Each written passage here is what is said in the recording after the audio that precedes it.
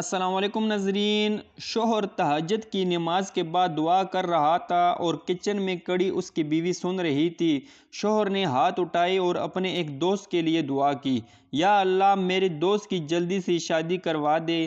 بیوی نے آواز دی کہ تہجد کا وقت قبولیت کا ہوتا ہے، اپنے الفاظ دھیان سے ادا کریں۔ شوہر نے کچھ سوچا اور دوبارہ ہاتھ اٹھایا، یا اللہ میرے دوست کو ایک خوبصورت نیک بیوی عطا فرما۔